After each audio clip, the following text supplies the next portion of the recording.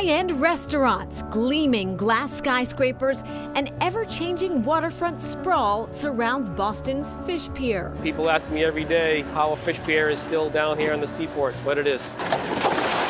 Torrey Bramante grew up on the pier, where his family started Atlantic Coast Seafood in 1986. I'm the third generation.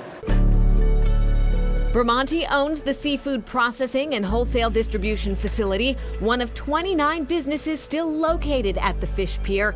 He says the harborside location is vital to the company's survival. We do a lot of exporting seasonal fish into Europe, so it's great to be on the Boston Fish Pier so close to Logan Airport. Much of the fresh fish processed here ends up served at local restaurants. As the fish comes in from the back door, my employees then get it and break it down and fill orders of the restaurants in the local area. What we have here is fresh local squid caught in Nantucket Sound. It's a seasonal product. We do about 4 to 5 months a year on it. Fishermen have been unloading their catch on the Fish Pier for more than a century.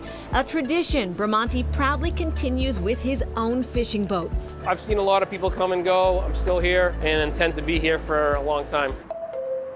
A new kid on the dock is also carrying on the legacy of the historic seaport in a much different way. This bakery caters to a sophisticated clientele with discerning palates. They're really healthy, great treats for dogs. They're good for dogs that have protein allergies to, say, like chicken or beef. They're very easy to digest. Deb Suchman started Polka Dog Bakery in a tiny South End kitchen in 2002, quickly expanding to 8 locations and shipping worldwide. Suchman opened a new 14,000 square foot kitchen on the Fish Pier in 2019.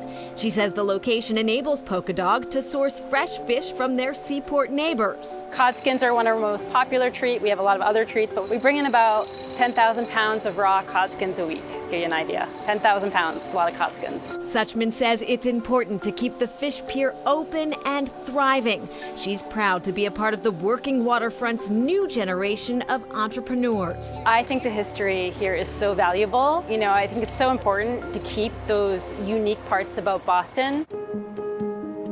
The Fish Pier is owned by the Massachusetts Port Authority. CEO Lisa Whelan says businesses on the pier help sustain a thriving and diversified economy. The historic Boston Fish Pier is such a gem, right? We like to think of it as the soul of the seaport. Whelan says the entire working port of Boston has always been critical for the region's economy. The working port of Boston generates more than $8 billion of annual economic impact and supports more than 66,000 jobs.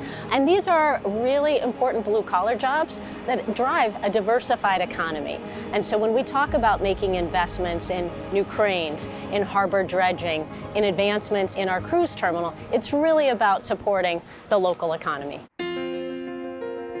Whelan says the future of the working port relies on investment in sustainable assets and reducing the impact Massport has on the environment. Mitigating threats related to climate change is also a priority for the city of Boston. When we make investments in our infrastructure, when we do upgrades and new projects, we should always be thinking 20, 50 years out, because that's how long we expect those things to last. Reverend Mariama White Hammond is Boston's Chief of Environment, Energy, and Open Space. It would be not just unwise, but in my opinion, immoral for us to do things now that don't take into account what we know is coming.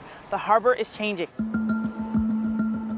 She points to Moakley Park, where South Boston and Dorchester meet, and harbor waters pose a flood threat. The plan is to redesign it, looking at about $250 million to redesign it, both to make it a great place to recreate and have fun, but really as a large nature-based solution to deal with the water that we know is coming.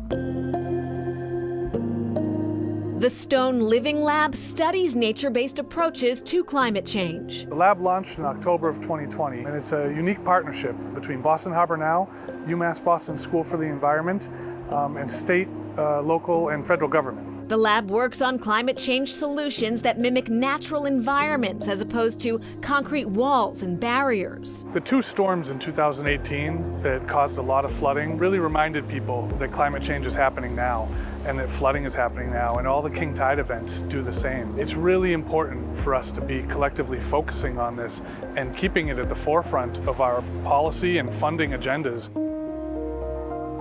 Reverend White Hammond says the need to invest in nature-based solutions is urgent. When you look at old maps of Boston before we filled in all the land, I feel like in essence the water is saying I'm taking my land back. When you look at where flooding is likely to go from the harbor into the city, many times it's going right into those areas that we filled in hundreds of years ago. And Chief White Hammond says improvements made at Propolo Park in Boston's North End are a good example of nature-based solutions. The Harbor Walk and other park features are now elevated and offer better floodwater drainage. Coming up.